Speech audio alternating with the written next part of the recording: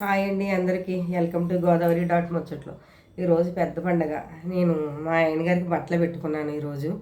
ఆయన చచ్చిపోయి ఇప్పుడు 7 సంవత్సరాలు, 6 పూర్తి అయిపోయి 7వ సంవత్సరం 2018 జూన్ 3 చచ్చిపోయారు.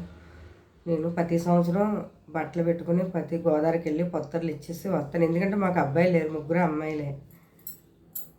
ఎందుకంటే అమ్మాయిలు పెళ్ళిళ్ళు అయిపోయి వెళ్ళిపోతారు, వాళ్ళు ఇవ్వలేరు. కొడుకులు ఉంటే కొడుకులు ఎత్తారు, కానీ ఆయనకి ప్రతి సంవత్సరం నేను ఎత్తాను. ఎందుకు అంటే మాకు ప్రతి సంవత్సరం పత్రులు ఇవ్వాలండి. అత్తగారికి, మా అమ్మగారికి, ఈయనకి, మా ఇంట్లో కంపల్సరీ గోదావరికి వెళ్ళి పెద్ద పండగకి శివరాత్రికి కూడా ఇస్తాను. ఆడపిల్లలు పెళ్ళిళ్ళు అయిపోయి వెళ్ళిపోతారు, వాళ్ళు ఇవ్వాలంటే ఇవ్వలేరు కదా, అవ్వదు. అందుకని తోటకోళ్ళ కొడుకులు వాళ్ళు ఉన్నారు, కానీ పిల్లలు ఎందుకంటే తలగోరు పెట్టాడు.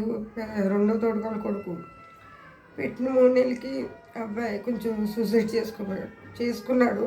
కానీ దేవుడి దేవుళ్ళ బాగానే ఉన్నాడు. ఇంకా అప్పటి నుంచి నేను ఎవరిని పిల్లలు ఎవరి చేత ఇప్పించను, నేనే ఇచ్చుకుంటాను గోదావరికి వెళ్ళి. ఎందుకంటే ఎవరు లేనప్పుడు, కొడుకులు లేనప్పుడు మనకు తప్పదు. అందుకే అంటారు కొడుకు ఒకడైనా ఉండాలి అని. ఇలా టైంలోనే మనకు అనిపిస్తుంది బాధ. పొత్తులు ఇచ్చినప్పుడు మనం బాధపడకూడదు, కానీ కొంతమంది అనుకుంటారు దీనికేంటి బాధ, ఇదేంటి బాధ తయారవుతుంది. మా ఆయనకి ఇలా ఉండడమే ఇష్టం. ఎప్పుడు కూడా ఒక్కరోజు పుట్టలేకపోయినా ఆయన తిట్టేవారు. మన అమ్మ నాన్న ఇచ్చింది మనకి, ఇది పుట్టుకలోను, మనకి పుట్టుకతో వచ్చింది. మనకి ఏట్లోనూ బొట్టు తీయాలి, ఇది తీయాలని ఎందులో లేదు. సాంప్రదాయ ప్రకారంగా భర్త చచ్చిపోయినప్పుడు బొట్టు ఎత్తేస్తాను. కానీ పిల్లలు ఉంటారు, ఉత్తమహరితో చూడకూడదు.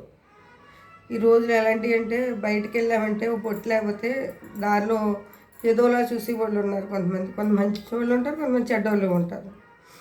అందుకోసమనే కాదు నేను పెట్టుకుంటాను. ఎందుకంటే మా ఆయనకి ఇలా ఉండడమే ఇష్టం. ఏ రోజు బొట్టు లేకపోతే తిట్టిపోడు, ఒక్కరోజు బొట్టు లేకపోతే తిట్టిపోడు. నేను చచ్చాను అనుకున్నావా అని కూడా. అలాగా మన అమ్మ నాన్న ఇచ్చింది పుట్టుకతోటి మనకి ఉయ్యాలు వేసినప్పుడు బొట్టు ఘాటుగా అన్నీ పెట్టారు. నేను పువ్వులు తప్పించి బొట్టు పెట్టుకుంటాను కంపల్సరీ. యూట్యూబ్ ఛానల్లో కూడా ఏంటి చిన్నపిల్లలాగా వేస్తున్నావు డ్యాన్స్ కట్టంట. నాకు చిన్న వయసులోనే మ్యారేజ్ చేస్తారండి. నేను 11 సంవత్సరాలు పుష్పతి అయితే 12వ సంవత్సరానికి నాకు నిశ్చితార్థం, 13వ సంవత్సరానికి మ్యారేజ్ అయిపోయింది. ముగ్గురు పిల్లలు నాంతుంటారు. చెప్తున్నారు, నాకు మనవాళ్ళు ఉన్నారు, మనవరాళ్ళు ఉన్నారు. చిన్నవాళ్ళు 6 సంవత్సరాలు, 4 సంవత్సరాలు, 3 సంవత్సరాల పిల్లలు మనవరాళ్ళు వాళ్ళు ఉన్నారు. కానీ ఏంటంటే మన గుండెలో ఉంటుంది, కానీ బాధ ప్రతిరోజు మనం బయటికి చెప్పుకోవాలి ఎవరికైనా. అది కొంతమందికి తెలుస్తుంది, కొంతమందికి తెలియదు మన బాధ అన్నది.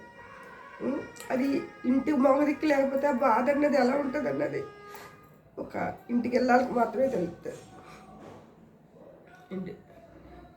మగోడు ఇంట్లో కాలు చేయి పడిపోయిన, కాలు ఇరిపోయిన ఇంట్లో కంపల్సరీగా ఉండాలండి తోడన్నది. మగవాళ్ళు ఏం జీవితం వేస్ట్ అండి నిజంగా. ఒక్కోసారి నాకు బాధ అనిపించింది, ఈ వేళ నాకు నిజంగా బాధ చెప్పుకోవాలనిపించింది. నిన్న సంవత్సరం నాకు ఈరోజు చెప్పుకోవాలని, నేను ఏ రోజు చెప్పుకోలేదు. ఒక్కోసారి బాధ నాకు అసలు ఒంట్లో బాగా 3 రోజుల నుంచి కూడా తల నొప్పి, బీపీ ఎక్కువైపోయాయి. వేళ ఇస్తానా లేదా గోదావరికి వెళ్ళి పత్తలు అనుకో, ఏదో నాకు తోసినట్టు నేను ఎప్పుడు పెడతాను, నేను ఇప్పుడు ఇలాగ చేస్తానండి.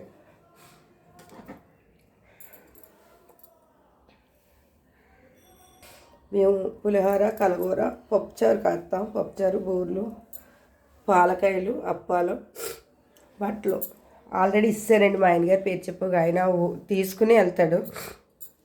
మా ఆయనగారి బట్టలు మా తోటకోళ్ళకి చీర కూడా పెడతాను. పునిస్తురావుడే మా తోటకోళ్ళు హేమలత అని, తన చీర కూడా పెట్టేసి ఒకరికి ఇచ్చేస్తాను. వాళ్ళకి ఆ చీర కూడా ఇచ్చేసాను, చీర బట్టలు కూడా ఇచ్చేసాను. ఒక 500 చేతికి ఇచ్చాను. ఏంటంటే ఇంటికి కళ అండి. ఇంత మంచోడు దేవుడు తీసుకెళ్ళిపోయాడు ఏంటంటే ఒకసారి నాలో నాకే చాలా బాధ అనిపిస్తుంది. ఎందుకంటే ప్రపంచంలో కోట్లో ఒక్కడే ఉంటాడండి ఇలాంటి. అంటే అందరూ చెడ్డోళ్ళని కాదు, నిజంగా చెప్తున్నాను. పిల్లల్ని చూసుకోవాలన్నా, భార్యను చూసుకోవాలన్నా ఈయన తర్వాతే. అంత మంచోడు. ఎవరికైనా హెల్ప్ కావాలంటే ముందుండేవాడండి. మోహన్ రావాలని. కానీ ఆయన చచ్చిపోయినప్పుడు చాలామంది చాలామందితో నేను మాట్లాడడం తగ్గిస్తాను. ఎందుకంటే నా భర్తకంటూ రాలేనప్పుడు చచ్చిపోయినప్పుడు వచ్చారు. మళ్ళీ మా అయ్యాన్ని అంత క్లోజ్గా ఉన్న వాళ్ళు కూడా మా అయ్యాన్ని వచ్చి ఎలా ఉన్నావు ఏంటి అని కూడా పలకరించలే. ఏంటి మన పిల్లలు మనకు తప్పించి బయట వాళ్ళు ఎవ్వరూ మనకు రారండి.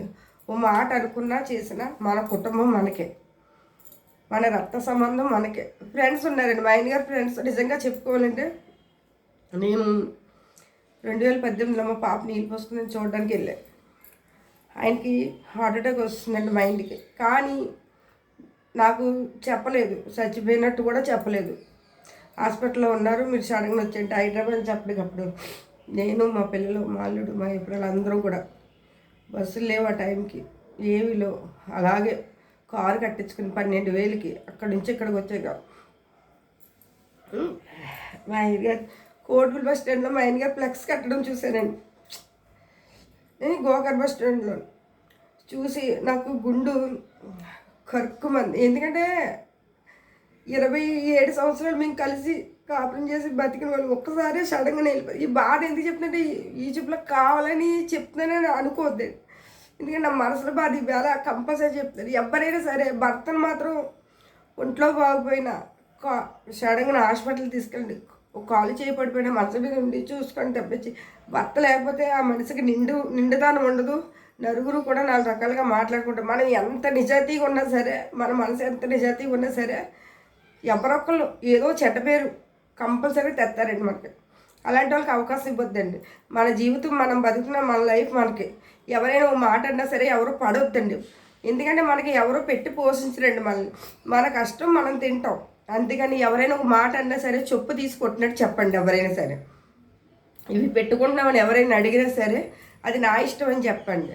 మన అమ్మ నాన్న ఇచ్చారు పుట్టుకతోటి, మనం ఎవ్వరికీ భయపడే అవసరం లేదు. ఒక భర్త లేకపోతే రెడీ అవ్వకూడదన్న వాళ్ళు చాలామంది ఉంటారు. దీనికేంటి ఇంత సోకు అవుతుంది అనుకునేవ్వండి. ఎవరిష్టం వాళ్ళది, అంతే కదా. నేను యూట్యూబ్ ఛానల్ చేస్తున్నానంటే మా ఆయన గారు 2018లో చచ్చిపోయారని చూసారా. చచ్చిపోయిన నెల కాడి నుంచి పిల్లలు 3 హైదరాబాద్లో ఉండేవాడు, నేను ఒక్కదాన్ని ఉండేవాడు. నాకు ఎవరో తోడు లేకపోతే ఒంటరిగా పిచ్చేకపోతుంది. మా పాప సెల్ ఇచ్చేది, ఆ సెల్ అలా చూస్తూ ఉండిపోయేదాన్ని. నిజంగా నైట్ 1 గంట 2 దాకా కూడా చూస్తూ ఉండిపోయేదాన్ని. అప్పుడు యూట్యూబ్ టిక్టాక్ ఉండేదండి. అలా చూస్తా ఇప్పుడు కూడా నేను సెల్ అర్ధరాత్రి 1 గంట దాకా చూస్తానండి. నాకు అది ఇంకా అలవాటు అయిపోయి ఇంకా మారలేకపోతున్నానండి. ఈ టిక్టాక్ దుగ్గారావు గారి వీడియోస్ ఎక్కువ చూసేదండి, బాగా పిచ్చిగా చూసేదాన్ని అండి నేను.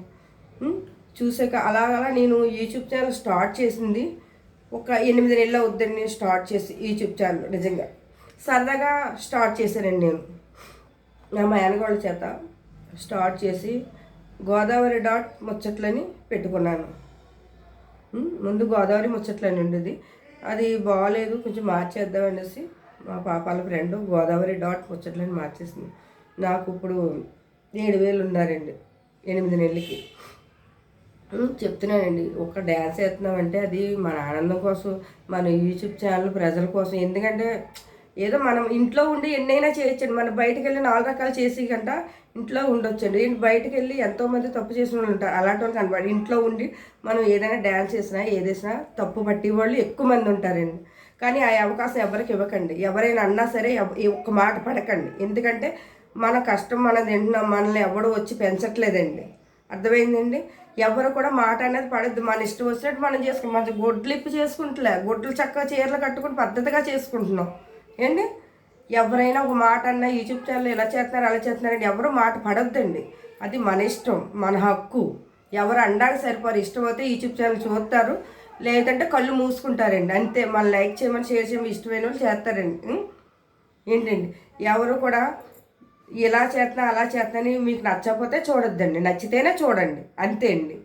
Bye bye.